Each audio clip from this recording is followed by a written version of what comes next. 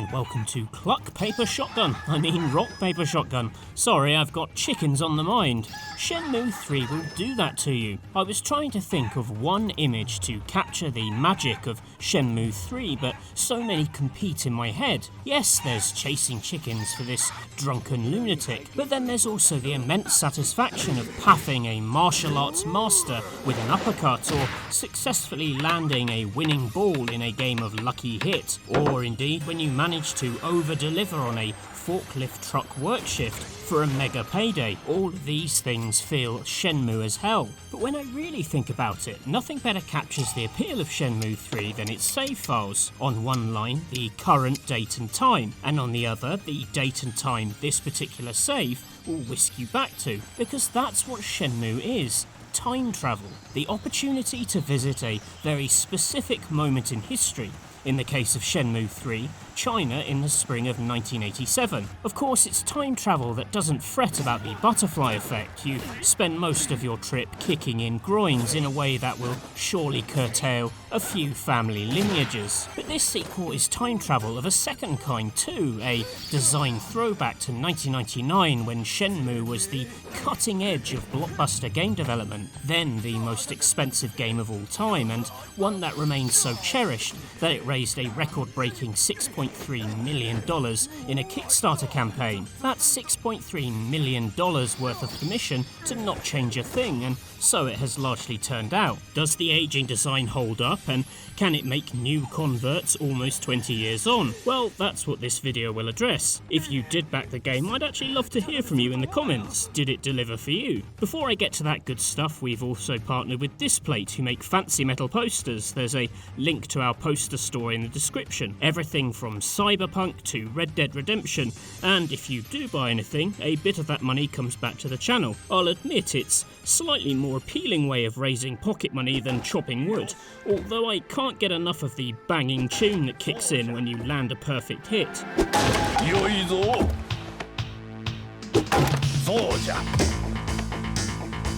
How much wood can a woodchuck chuck? Well, set to this music, the possibilities are truly endless.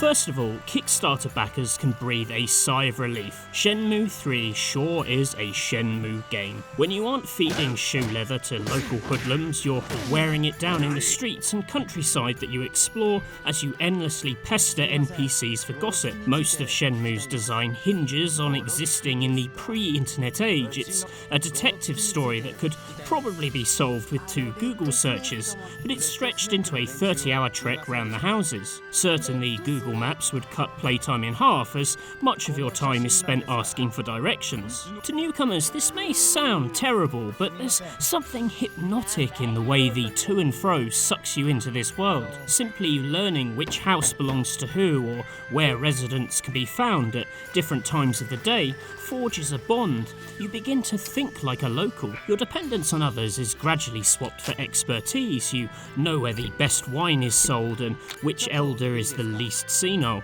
And the excitement of holding your own in a foreign land helps disguise the relative mundanity of the tasks at hand. Playing this now, I'm struck at how few games have attempted similar design. There are hints of this organic sleuthing in recent Ubisoft adventures, where quest markers can be swapped for naturalistic directions, but it still feels more lived in here. The fact that every NPC has to have a voiced response to reuse every question does suggest why few designers have repeated the design, and Ryo's own generic replies, "So desu ka, so desu ka, so desu ka, so desu ka, so desu ka," soon begin to grate. Much goodwill could be earned with a dialogue skip option for this endless small talk. Oh, and definitely play with Japanese voiceovers to avoid the absolutely honking English line delivery. Hey man, want a plump juicy sausage? Fresh.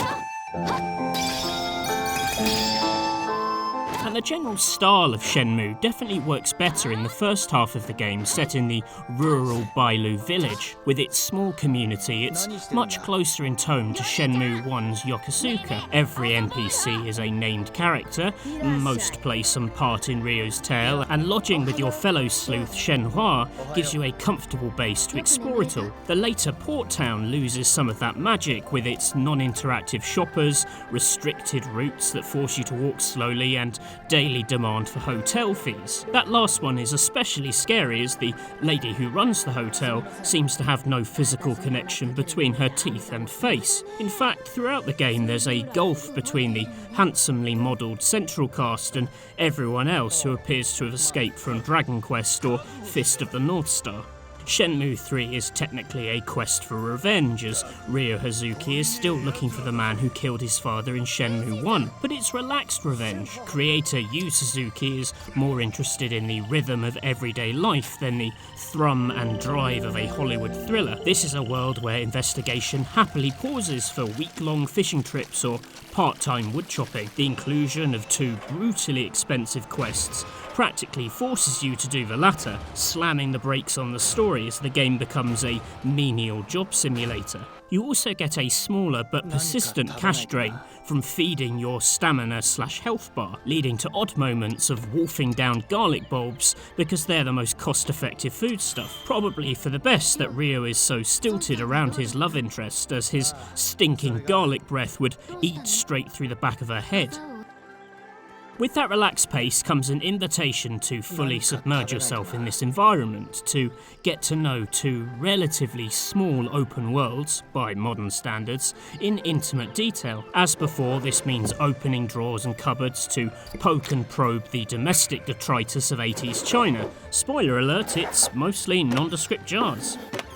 The first-person camera is slicker this time, smoothly segueing into item interactions, but it still boils down to a rather bored-sounding voice actor pretending that he's interested in a set of napkins. 味わい深いな。 I remember reading previews of Shenmue 1 in games magazines where talk of fully interactive furniture gave the impression that Suzuki had somehow cloned the entire world. I mean, you could pick up cassette tapes from a sideboard. It sounded unbelievable. But where that accuracy was noteworthy in Shenmue, and its fetishization of those details was largely warranted, Shenmue 3's fidelity doesn't really meet 2019 standards. As grossly unfair as it is to compare Suzuki's small team with the Rockstar Games behemoth building actual Westworld in your TV, the bar for realism has been raised and Shenmue often looks threadbare. どれも古そうな本だ。 No, it's far more potent when it reheats the deliberately artificial elements of the original games, the bits of the world clearly built by one of Sega's great arcade masterminds. For all these games attempted to simulate life, they also featured silly collectible capsule toys, working arcade machines and forklift truck racing, and so it is here. Sure, the officially licensed Sega machines are gone, but those that replace them quickly gobble up your pocket money. I particularly like how delivering arcade cabinets in the forklift truck job sees more games arrive in the local arcade, even if they are variations on a slightly ropey parody of Virtua Fighter starring chickens. The downside to the density of arcades and gambling dens is that the world, particularly the port, does begin to resemble a strange fun fair designed to bilk you every 10 metres. The effect is made extra weird when you start finding the Kickstarter content, the faces of backers pasted on fairground games or a giant temple full of backer portraits. Although that said, I do love hearing Ryo pass judgment on all those investors. 鍛えているのか? All of this is sweet, but it does butt heads with the historical authenticity that these backers were presumably investing in. Every time I open my inventory and see a load of random dudes juggling in my pocket as tiny plastic figures, it's hardly immersion building.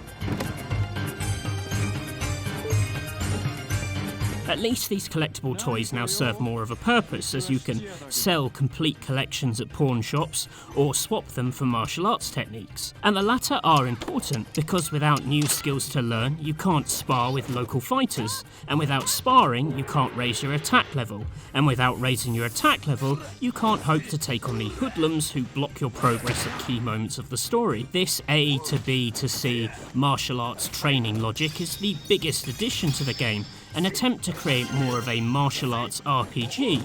This was, incidentally, the original pitch of Shenmue, a Virtua Fighter RPG. To call Shenmue 3 a full RPG is a little generous, but the training does give more shape to the hours of downtime you have during each day. This is time you could spend raising endurance by playing a couple of sparse minigames. In one you tap a button to hold a squat, in another you rotate the analog stick to shadow Ryo's movement. If the aim was to capture the utter tedium of exercise, mission success. The combined effect of the exercise grind and the endless hustling to raise money for new skills is that of a training montage, but played out in real time. The meat of Shenmue 3's 30 hours, and that was taking it at quite a pace, is preparing your body for just a handful of fights. Yes, there are dojos and street fights where you climb the ranks, but the actual story fights, the moments you're encouraged to train for, number less than 20. In many ways, it's the perfect Shenmue system, an incredibly slow series of baby steps towards not a whole lot. But a lot of the time I actually admire that zen-like refusal to pander to overblown action, but I believe others will find it unbearable. It's also a shame that a story centred on training, and by the end you've really achieved little else, is lumbered with quite a crude combat system. Alarm bells sound when the official tutorial tells you just to press random face buttons. In truth, there's more to it than that, with strings of complex combos that can be handily mapped to a button for automatic kung fu wizardry, but strategy never really goes beyond hold block and unleash auto combos after the enemy's failed attack. All that training actually does is manifest as a longer health bar and higher damage, and even that can be circumvented by glugging health potions in the middle of a fight. There's no real sense of mechanical mastery, which is baffling given how much of the story is spent extolling the virtues of technique.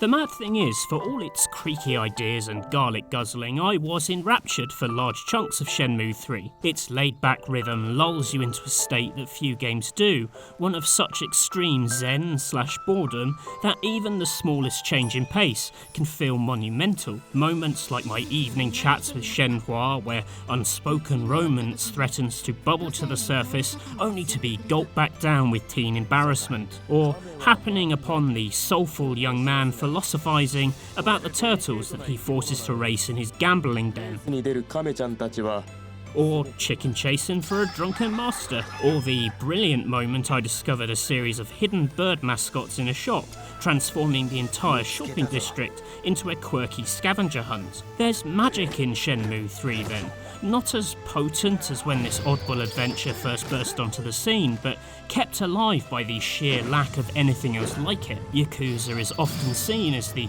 spiritual successor, but that game is more like Shenmue meets Streets of Rage. If you like the idea of virtual tourism, but want to crack more skulls and have a few more laughs, definitely go for that series instead, and Yakuza 0 is my recommended place to start. Shenmue 3 is an often boring and sometimes brilliant game where the brilliance depends entirely on the boredom. If that's too risky a pitch for a full price ticket on Suzuki's Time Machine, maybe try the originals first, as both are available on the Xbox Game Pass for PC. You see, for better and for worse, Shenmue 3 is the perfect continuation.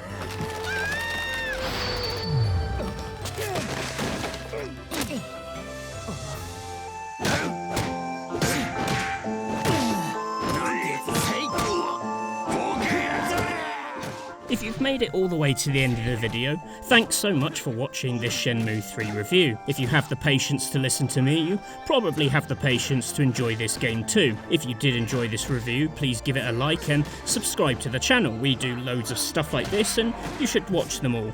If you really love this video, you can support the channel through our Displate store. Please do use the link to check out our personal picks. There's over 500,000 designs, and Displate's unique metal posters are built to last and use a magnet mounting system that doesn't involve drilling into your walls with power tools, which is always good. And not only will you be supporting the channel, but you'll be supporting the environment. For every Displate sold, 10 trees are planted. And if you have any questions about what I've just said, about Shenmue 3 not Displate, why not pop them below? Even better, share your own reviews of the game. As I said, I'm really keen to hear from anyone who backed the game. I would love to hear if it delivered what you wanted. Anyway, thanks so much for watching Cluck Paper Shotgun, and hopefully we'll see you again soon. Bye for now. いきますよ。